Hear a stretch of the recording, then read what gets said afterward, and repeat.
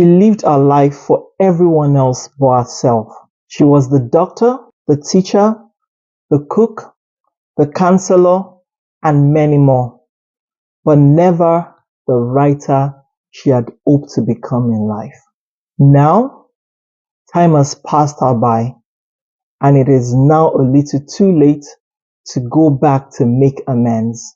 She now had a little pension, a small flat, and now was alone with silence that echoed louder than words, reminding her of what she could have achieved in life if only she had taken the bold step of acting on her dreams.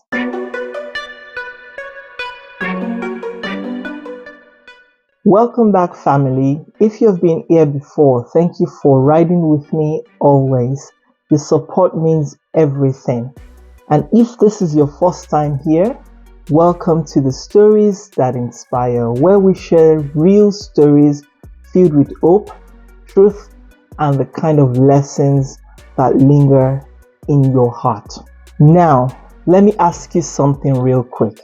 Have you ever met a woman who gave up everything so that her family could rise? That kind of woman who never complained, or you just knew she was carrying more than she ever said.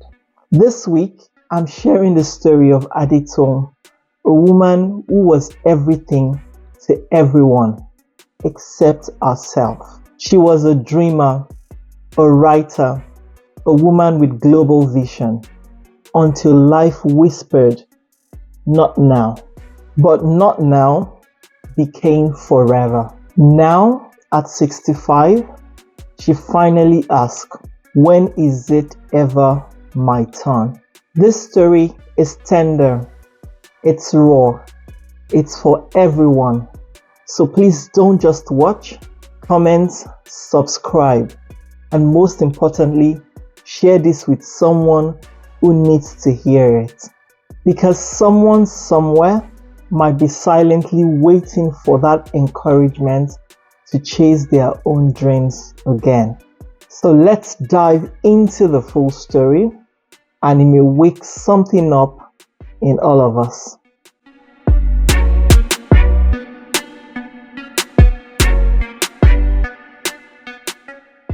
In a small town just outside the city of Ibadan, Adetoun Alade was known for her magic in the kitchen and miracles in motherhood, while also managing a small shop her husband opened for her.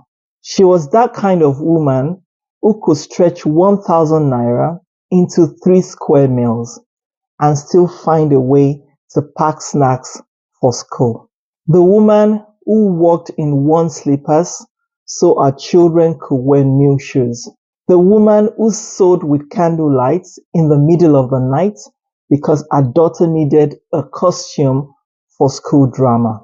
The woman who missed her own father's final burial because her son Remi was writing his common entrance and needed coaching.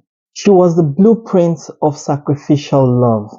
Everyone loved her for being an amazing woman, and everyone called her Mama Remi.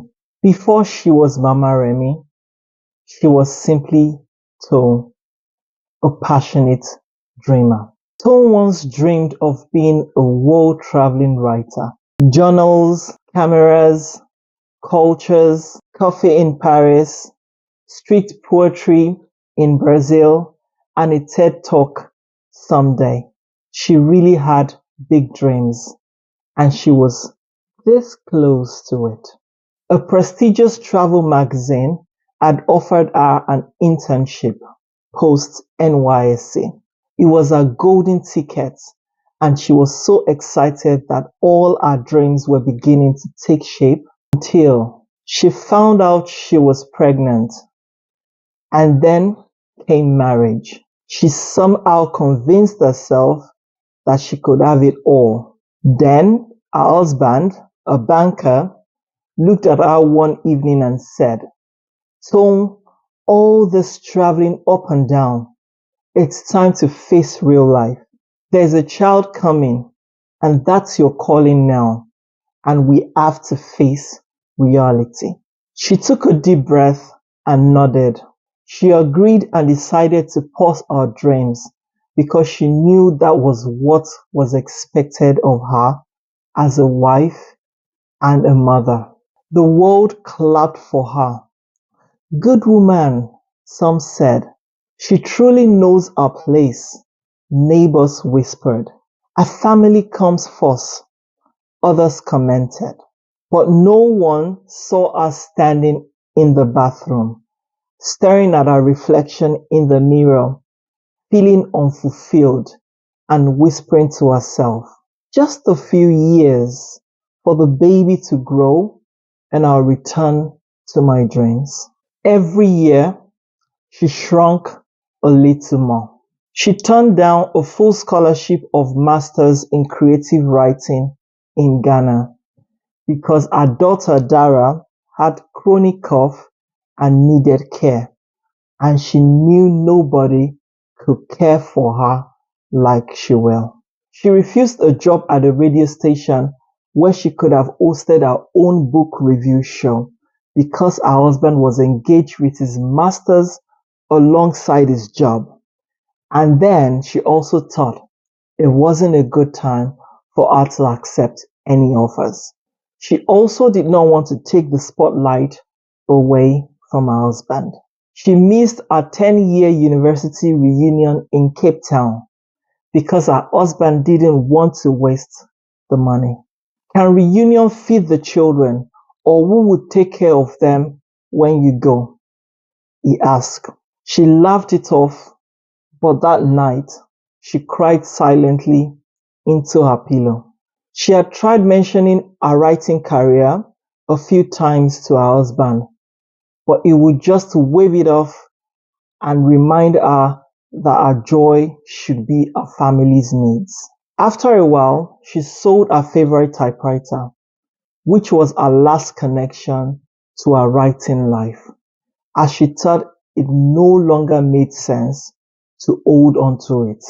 There were moments when her friends pushed, Tom, come to Lagos with us, just for a year. Let the kids stay with your mom. You can write, you can teach, you can live life. She would pack a bag, she would imagine the skyline, and then she would unpack it again. What if Remi needs something? What if Dara falls ill? What if my husband gets upset? So she stayed. 1 year turned into 5, 5 became 10, and just like that, our dreams faded into background noise. Her husband got sick. She nursed him for 3 long years, massaging his legs, feeding him soup, praying over him at midnight. She refused full-time help. Who can love him like I do? She would normally ask. When he passed, she buried a part of herself in that grave too. Years went by and the children were now adults. Remi moved to the UK. Dara married and relocated to Port Harcourt. They loved her, but life had happened to them too. They called, they sent money, they visited whenever they could, but Mama Remi was now mostly alone. One grey morning, she stood in front of a mirror, eyes tired, hips aching, scarf slipping off the grey hair. She whispered, "What happened to you, Tom?" Then she had a flashback about her life journey and choices. She had ignored 3 international writing contests because she couldn't afford the application fees. There are 5 countries she had dreamt of visiting, but never visited because she called it wasteful indulgence. Her 50th birthday, she had always intended to celebrate it as a destination party. But that same week, Dara's in-laws were coming over. She had to prepare to receive them, so she made jollof rice instead. My children's happiness is much more important. But the reality is, her dreams weren't dead. She had buried them alive, and no one noticed the funeral. She lived her life for everyone else but herself. She was the doctor, the teacher, the cook, the counselor, and many more, but never the writer she had hoped to become in life. Now, time has passed her by, and it is now a little too late to go back to make amends. She now had a little pension, a small flat, and now was alone with silence that echoed louder than words, reminding her of what she could have achieved in life if only she had taken the bold step of acting on her dreams. I know this is not quite the ending you were expecting, but this is a reminder that Mama Remi isn't just a character in this story. She's everywhere. She's real.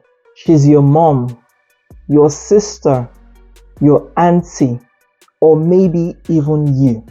We applaud women who give up everything. The real question is, who claps for the dream they buried? Loving others shouldn't mean abandoning yourself. Fulfillment is not selfish. It's a legacy. A happy mother raises happy children. Don't wait for the right time. Life will always be loud. Make space for your own voice in the noise. If the story touched you, don't just crawl, act. Start writing again. Start that channel. Apply for that course or book that trip. And if nothing else, please share this story with that man or woman who needs to hear it.